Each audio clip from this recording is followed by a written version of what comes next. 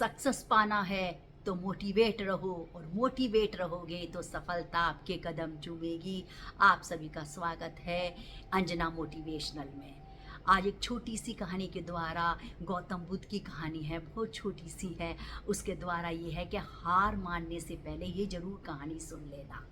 एक बार की बात है, गौतम बुद्ध ऐसे ही यात्रा पर निकले हुए थे तो उनको एक व्यक्ति टीले पे दिखाई दिया बहुत दूर से। तो वो मतलब विलाप कर रहा था, सिसकियाँ ले रहा था।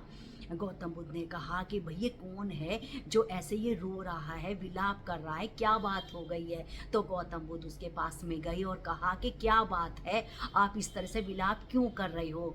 तो उस व्यक्ति ने कहा कि मैं इस जीवन से परेशान हो चुका हूँ, असफलताओं से परेशान हो चुका हूँ, मुझे कुछ समझ में नहीं आता और मैं यहाँ अपना जीवन नष्ट करने के लिए आया हूँ।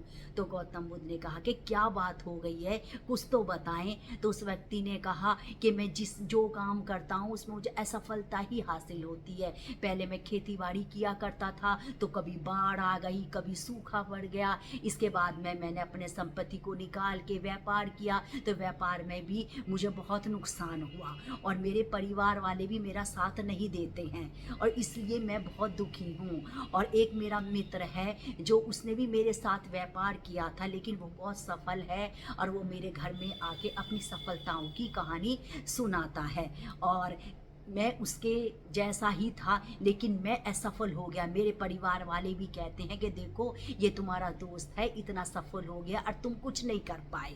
तो गौतम बुद्ध ने कहा कि पहले ये बात बताओ कि तुम अपने असफल होने से दुखी हो या उसके सफल होने से दुखी हो। भाई वो व्यक्ति हैरान हो गया, सोच में पड़ गया। उसने कहा कि मैं उसके सफल होने से दुखी हूँ। तो इसका मतलब तुम ये चाहते हो कि वो असफल हो जाए? गौतम बुद्ध ने पूछा।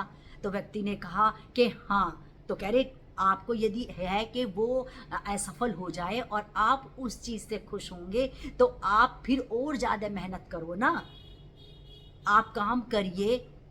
अब एक बार मेरे कहने से और व्यापार करिए, कुछ ना कुछ करिए। उस व्यक्ति ने कहा कि ठीक है। और गौतम बुद्ध ने एक छोटी सी डिबिया दी और कहा कि जब बहुत ज़्यादा निराश हो जाओ और तुम्हें जीवन में कुछ नज़र ना आए तो इस डिबिया को खोलकर देख लेना। उसके बाद में भैया वो व्यक्ति आया, उसने व्यापार शुरू करा, उसने बहुत मेहनत करी, बहुत मेहनत करी। वो बहुत एक अच्छा व्यापारी बन गया। उसके जो परिवार वाले थे जो उससे जुदा हो गए थे वो उसके पास आने लगे और ऐसे ही समय बीतता गया। उसका एक बेटा भी हुआ है और लेकिन वो हंसी खुशी अपना समय बिताने लगे। लेकिन एक बार दूसरे राज्य ने उनके राज्य पर कब्जा कर लिया और सारे व्यापारियों का धन छीन लिया, संपत्ति छीन ली और उनको भगा दिया। और ऐसे ही आनन फानन में उस व्यक्ति को, व्यापारी को, अपने बच्चों के साथ भागना पड़ा और बच्चा रास्ते में बीमार हो गया। उनके पास में मतलब खाने को भी नहीं था तो वो बच्चे का क्या इलाज कराते। वो इतना निराश हो चुका था कि ऐसे जीवन से क्या फ़ायदा, इससे अच्छा कि मैं इस अपने जीवन को ख़त्म ही कर लूँ। तभी उन्हें गौतम बुद्ध की वो डिबिया याद आई। उसमें खोल के देखा तो एक पर्ची लिखी हुई थी। तो उस पर्ची में लिखा था कि ये वक्त भी बीत जाएगा।